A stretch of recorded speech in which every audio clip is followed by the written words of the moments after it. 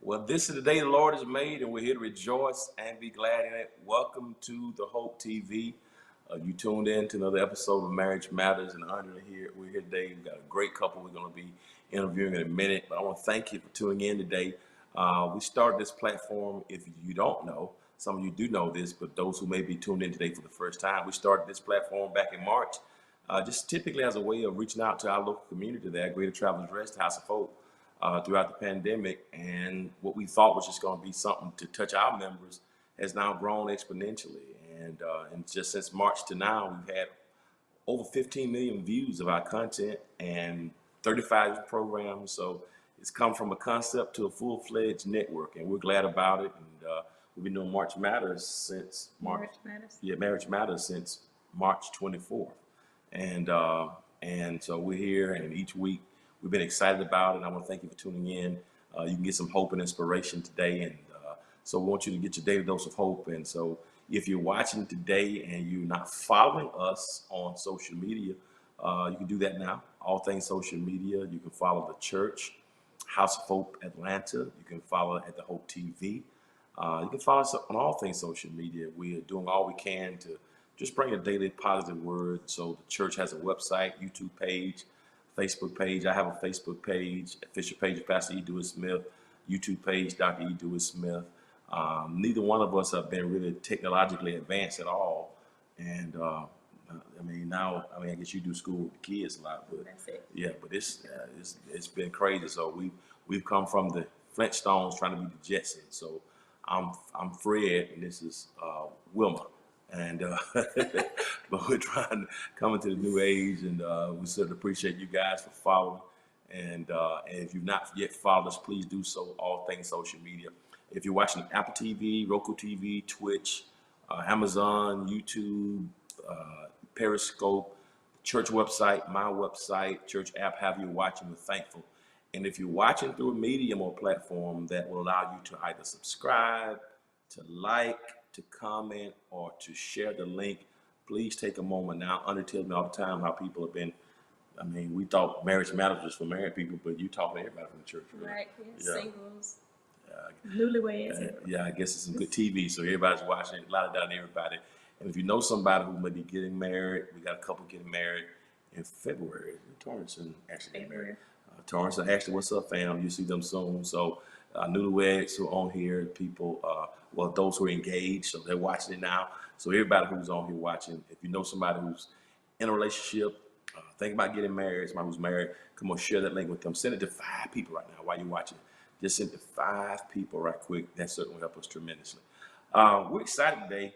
Back in March, Andre did a session with our women's ministry, and it was really powerful because, ironically, I don't know if you thought about this, that was the last Sunday that we had public worship. Right. The second Sunday in March 8th. That was our last time meeting in public worship before the pandemic. And that whole week we did something with the women. What was that whole week called? I forgot what y'all.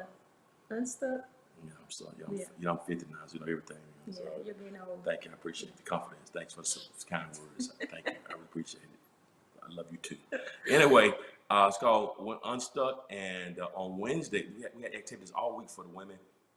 And on Wednesday, Andre led a session. She's been working with Letitia Reynolds and Laria Reed. Had some powerful couples to come through to share their stories. And Andre hand selected them with the team, and we both interviewed them. And one had such a unique story, so beautiful, because we have been able to witness it.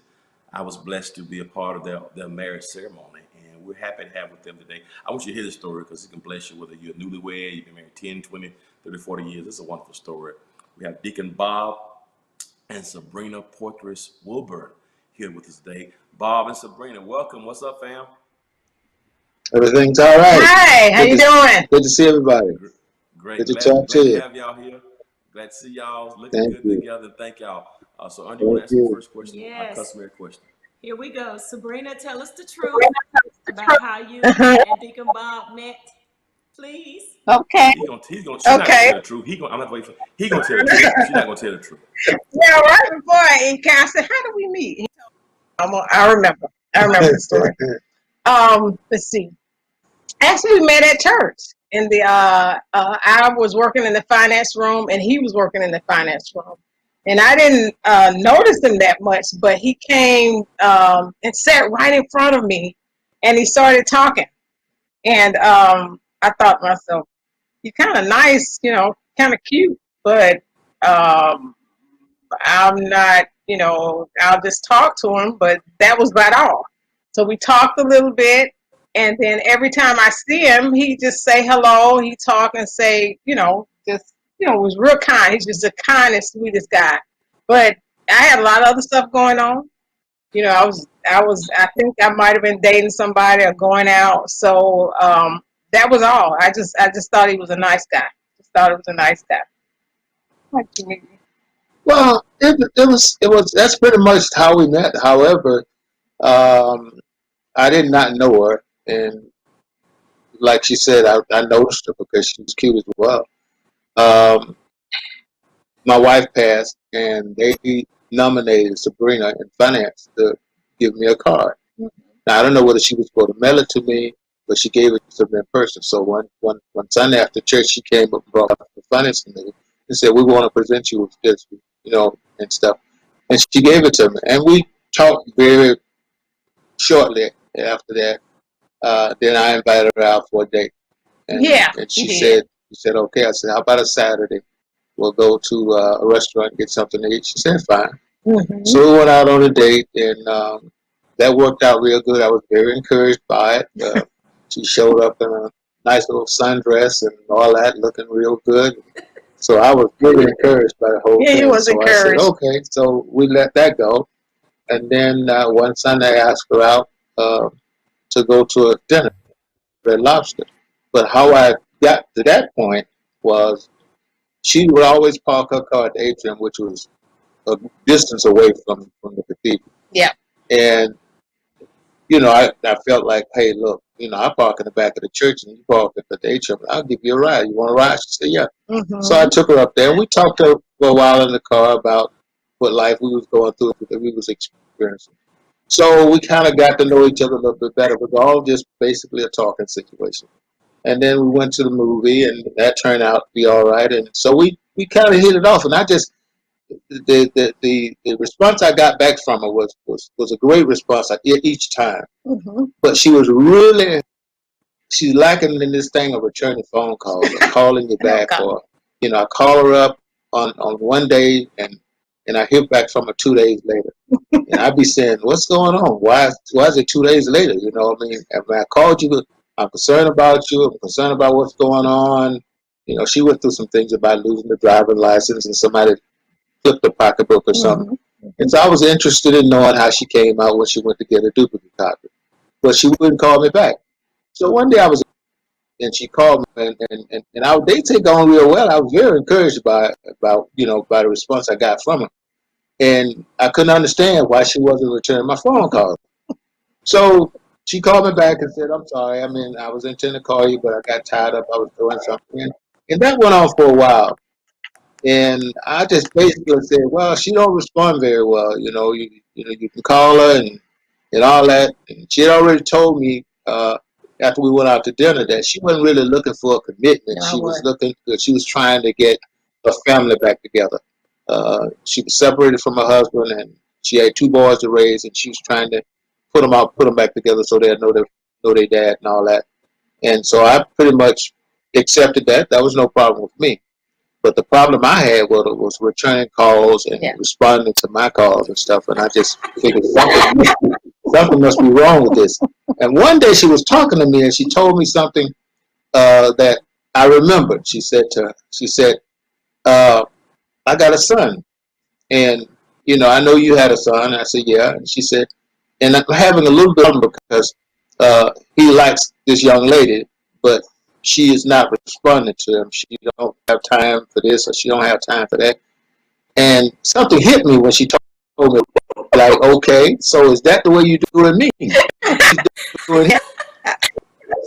So I said to her, I said, "Oh, so that must be." So after that, I said, "Okay, that's it. I don't chase women. I'm not gonna run after them. I'm not gonna do all this. If she's interested, so be it." Yes. So she never called me back. She didn't respond to me a lot of times when I called her. So I just decided, okay, that's it. And I just dropped it. He didn't call me no more. I said, I'm going to move on. I'm going on. I'm just going to move on. Moved on. And I didn't notice. I didn't notice he didn't call me. And she can tell you what happened after I moved on. Yeah. Well, after he moved on, didn't you notice? And then, I don't know, for some reason, I saw him with another lady. I figured, I said, okay, maybe, maybe I should have rethought that one. And every time I saw him with somebody else, my heart just kind of dropped. And I never felt like that about anybody else. And I believe it was God that was telling me, Sabrina, you about to lose this. You about to lose this. I think you need to get yourself back together. But he never would talk to me. And then when I would try to talk to him, he was very cold. And he would talk to me for a few seconds. But I think because he was going with this other lady, he was saying, hey, I gave you your chance. Your chance is over. I'll be your friend, but that's the only thing I can get you. And it really, so I said, Lord, give me another chance with somebody else. I ain't gonna be as crazy. The next time somebody as good as that comes along, I'm gonna act right. And that, I think maybe about a year went by, almost 2 years. And he was gone, his other lady, and here I was sitting there thinking, Lord, I done missed out on something. And everybody would always tell me, say, Deacon Bob did a good prayer. Deacon Bob did this. And I would see him, but he never really approached me like he did before. Whereas me, I would text him, you did a prayer. He said, thank you. And that's all he would say. Or either I look at him and say, you look nice in your suit. He said, thank you, and walk away. And I never, nobody had ever treated like that because you used to men coming after you.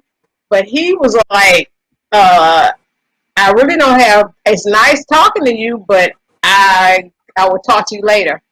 I'm nice talking to you. And then sometimes I'll tell him, and one time I remember he came and picked me up, and he would take me to my car, and I said something to him. I like, sometimes people make mistakes about relationships and stuff. He said, oh, that's nice. Talk to you later.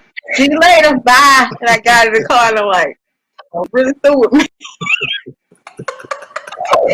What happened? I love it. He taught me a lesson. A very good lesson. It's amazing. I want to ask both of you a question because I think it's you both have mentioned it. First of all, Deacon Bob, your first wife passed. You've been married many years. She passed away. And Sabrina, you and Bob mentioned how when he came to you initially, how you were still trying to maybe prepare some things from a previous relationship. I guess the question I want to ask both of you is, coming from bearing a wife or having a relationship to end, how are you able to heal enough to know when it was time to start over? Like for the people maybe watching right now, somebody who had a wife that passed away or a relationship that ended in divorce, how did you get yourself ready for a new relationship? For me, I always wanted a good marriage.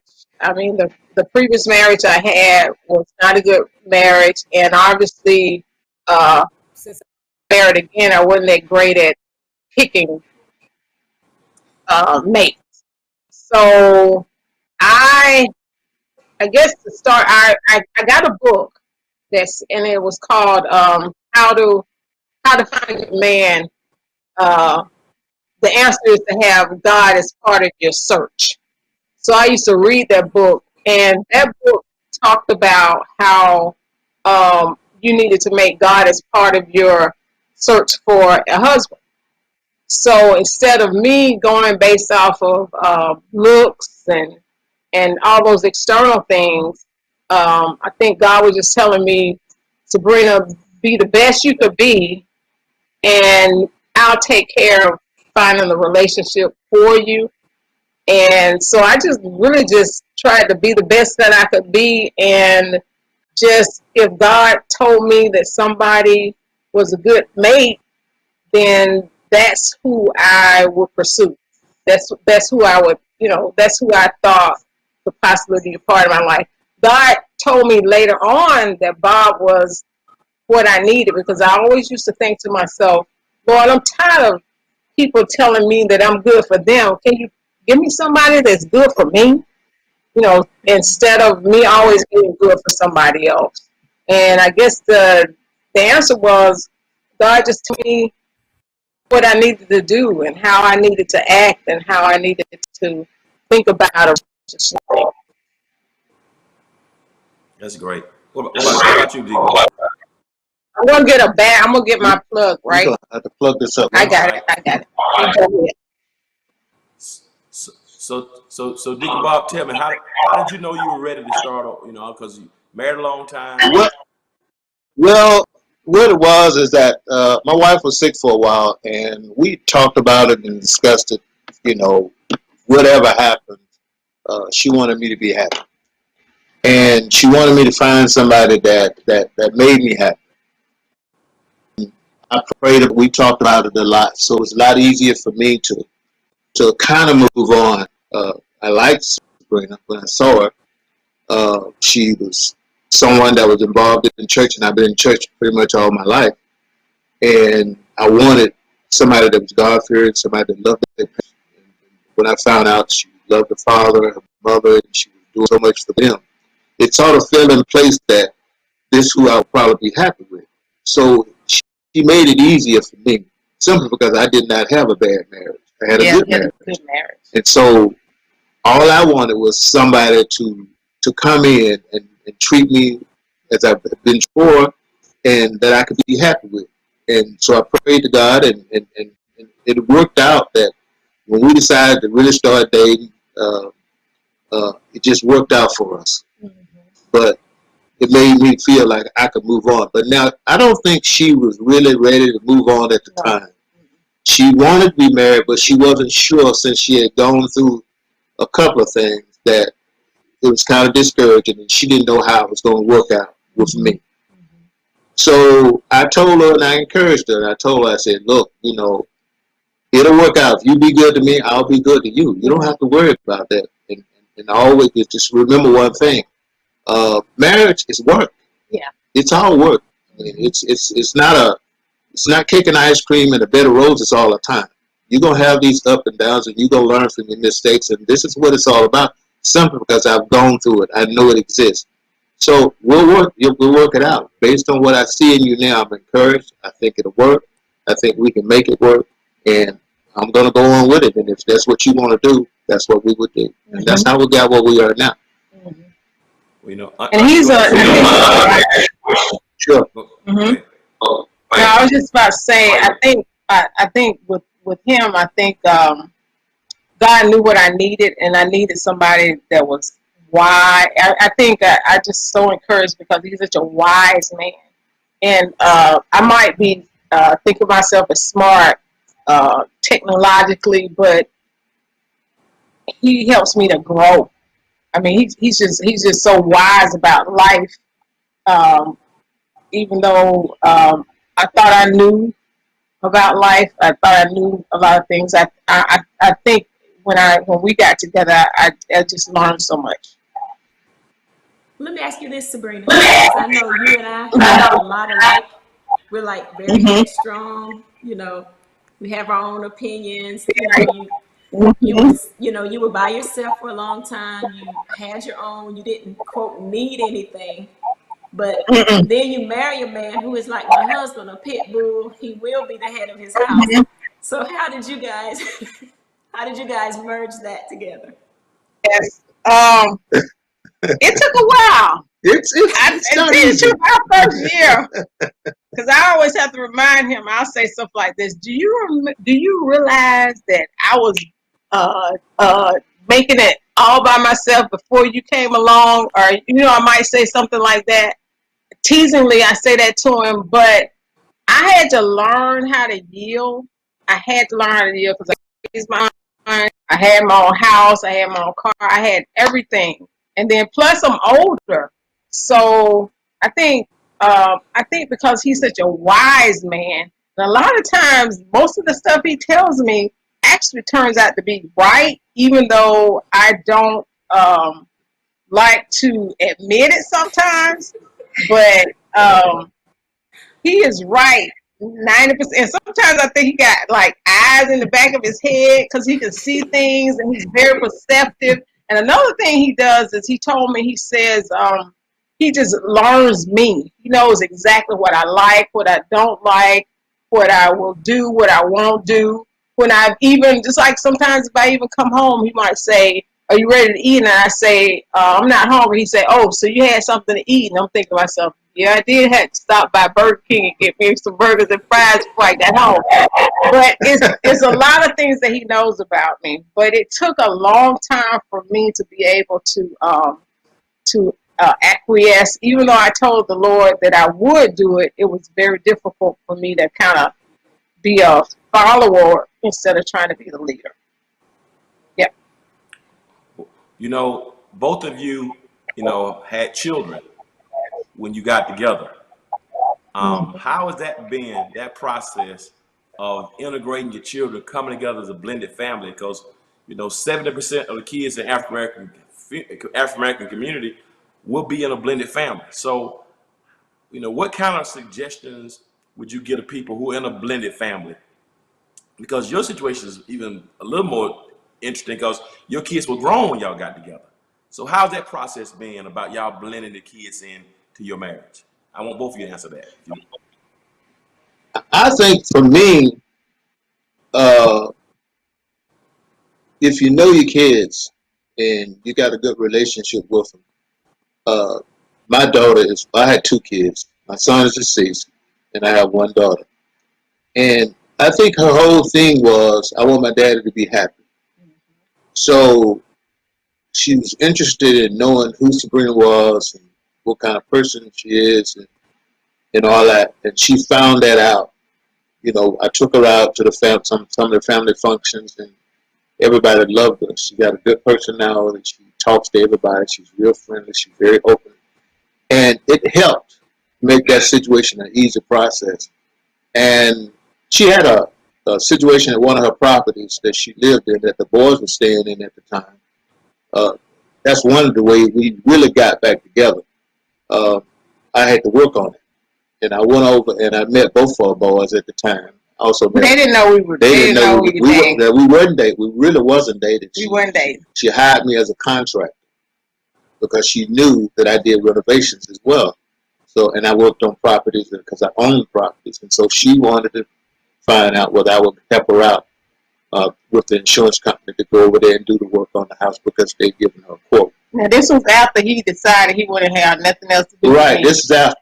Yeah, this is 2 years later. This is 2 years later. And the way we met 2 years later was my house, the house burned, my house, rental house that my boys were in burned down. And I just called him to ask him if he could come over, if he could recommend somebody to come fix it. So my two sons and and their dad was living in that house. And I just called him to go over there to fix it up. And we got into a conversation about not being together, why we wasn't together, why she didn't respond to me, and how I moved on and all that. And I basically told her, I said, well, it's a situation where one thing I don't do, I don't date more than one person at a time. I'm just not into that. Things are not going very well with me right now, and that's all I can tell you. And if things change, you'll be the first to know. We can talk or whatever. She said fine. She apologized for what she sent me through from the beginning. And you got to know my son. And I got to know her boys in the house. Yeah. So that's how they were real good. They liked me, and even though we wasn't dating at the time either, it was just a contract between me and her. And it worked out to where I met the boys at that time, and not knowing that we were going to get together. That he liked their mama. Yeah. They didn't know. They did not know that he liked their mama. The first person that really knew that I liked her is the one that she told. Once I started back talking to her, calling her on the phone, doing the repairing of the property. Her what is it, My TJ? 3-year-old nephew. Her 3-year-old nephew, she was living with her mom then. Her 3-year-old nephew used to come and talk to her every night. And she used to tell her she was talking to me. And he told everybody else. She wasn't telling anybody if she was dating. Well, But he told everybody. He went up and told her mom, he told her his uncles and everybody that she's dating this guy. She's talking to this guy. His name is Mr. Ball. yeah, So that was my best man, by the way. yeah. And my little best man. So she told him first, and so we kind of got back together that way. But with the children, everything worked out real good. That's how we had a good relationship with the kids, accepting us as being a couple. Now with my children, I think the biggest thing about his daughter, I felt like his daughter is like a daddy's girl, and she really, really loves her father. So my biggest thing was to stay out of that. I mean, that's your daddy. You do whatever daddy. So I wasn't coming in to try to take him from her. So I think that made things a lot easier for her. Now with me, being a mother and had 2 sons, I actually tell my that I was dating Bob until probably a year or so after we were dating. Even though my kids are like 35 years old, I still felt very uncomfortable letting them know. I don't know why. It's almost like as a mother, you still feel like your children need to be protected from anything that might not work out. So I didn't tell them for a long time that the Mr. Bob is over to your house, fixing your house, is the man that dated me. So when they found out, they were kind of a little hurt, I think, that I kept it from them. And they're like, why didn't you tell me? And I'm thinking, well, I just didn't know how to tell you about the relationship I was having, because for so many years, it was just us. It was just us. So right now, since he treats me so good and he treats me so well, they love him. They truly do. They truly do. Sabrina, why don't you tell the truth now? You didn't pay nobody to set the house on fire just so you call boss. I know. That's what I'm saying. But you know what? It's strange how God works. Actually, let me tell you the truth.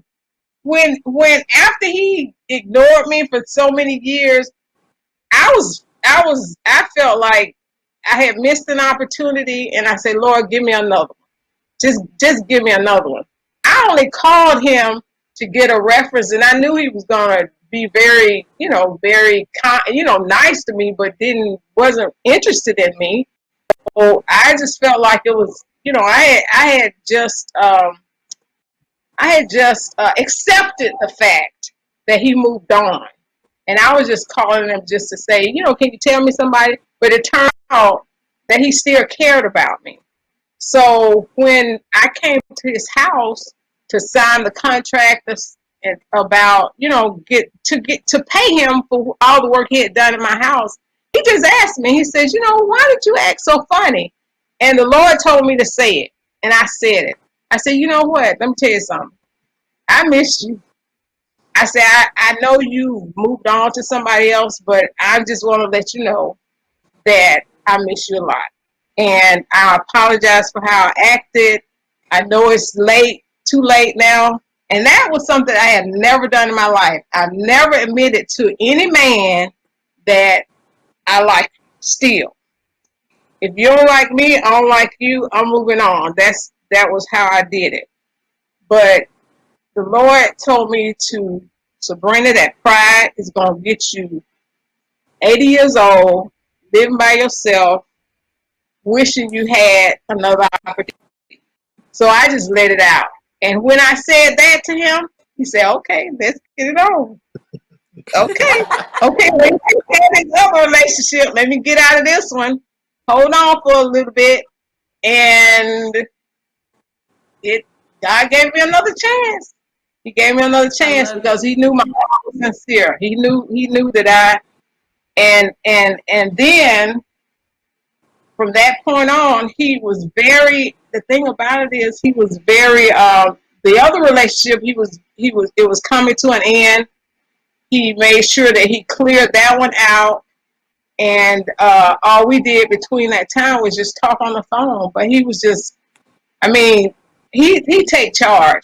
He whatever he say he gonna do it. And that's just it. That's just what he's gonna do. And I have never met anybody that had such integrity that will do exactly what he said and will take leadership and say, hey, you either gonna come with me or you just I'm not gonna veer from what is right because of you, Sabrina. I'm gonna do the right thing despite you. And if you come with me, I'm gonna take care of you, and we're gonna be on the right road. But if you don't want to come with me, that's fine because I'm still gonna do the right thing. And that's what I admire. So far in this conversation, we've learned so much from you guys. We've learned, how you guys met through serving in the ministry together. We've learned how you had to humble yourself, or you were going to miss out on a good opportunity. But another thing is, I know Mr. Bob is a few years older than you, and a lot of people have these hang-ups or, oh no, she's too young, I would have to teach her. Or you might have said, oh, he's too old for me. Can you talk about how, did you have a problem with that? Or, how would you tell other women, about that,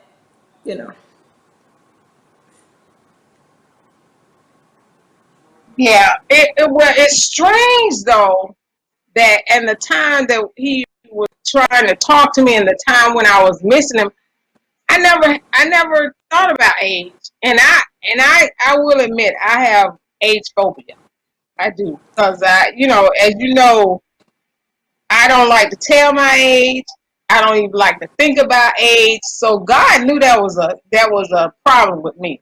So I never thought about the age. So then that day when he said to me, okay, let's get this done, I just asked him, how old are you? And he told me, and I'm like, you are 10 or more years older than me. And I was thinking it in my head. So I think God knew at that point that Sabrina, time for you to deal with this now. Because it shocked me and it made me think like, okay, Sabrina, this ain't gonna work. You got to pull back. But then I started thinking, okay, now Sabrina, do you want to go back to that hell that you just came out of, or do you want to? I'm giving you something, and I knew you probably were gonna think like this, but I want you to remember how your heart sank when you saw him with somebody else, how lonely you were when you were by yourself. I started remembering all these things, and thank the Lord, he got me to be able to say, okay, I give you this gift. It might not be wrapped in blue paper, wrapped in red paper, you on blue paper, but it's still a gift. And I worked through it. I just worked through it. And I'll say now, because of how he takes care of me, because of what he is right now, the Lord has blessed me. I mean, and sometimes it chills go through my body when I think about how I could have lost that. I mean, it makes me think about, oh, Sabrina, think about you almost let this go. You almost didn't have this. And it just makes you just think about how your life could be if you hadn't taken that gift that God had given you. I mean, it's really kind of frightening to me to think where I would have been if I had not taken that gift that God had given me. Wow. Yeah, and I want to say this. I didn't have any preconceived notions about Sabrina. My situation is that I wasn't looking for a very young person. I wasn't looking for a very young person. I wasn't looking for anybody older than I. Yeah. I always felt that I was just too fast. My head was too far in the front to find somebody as old as I was, same age. It wouldn't work out. They wouldn't have the notions I got or anything like that. I needed somebody younger to deal with. And so Sabrina was kind of that match, even though 10 years is some years. But I dated somebody a little younger than Sabrina at first. And I knew that didn't work for me. That was not going to work. And that's why I'm not in that relationship. So when Sabrina came along, I was 10 years older than she is, but I told her that I was not looking for anybody my age. Just was not looking for anybody my age because I didn't think they were going to be able to keep up. I mean, I'm just being That's honest. right. I said, I'm just being honest. So I don't really want that. So I never looked for anybody as old as I was. And when she came along and we talked and we shared some things and we were able to work it out. And I told her, I said, it's not going to be, marriage is not an easy situation. It's all work, baby. It's all work. We're going to have to work at it. Yeah. And the only thing that's going to keep us from succeeding in it is that we take God out of it and you allow your head to be to the point where you feel like you can't accept constructive criticism, you can't accept information. We both got a lot of things going on for us. I've been working all my life. I've taken care of family. I raised a family.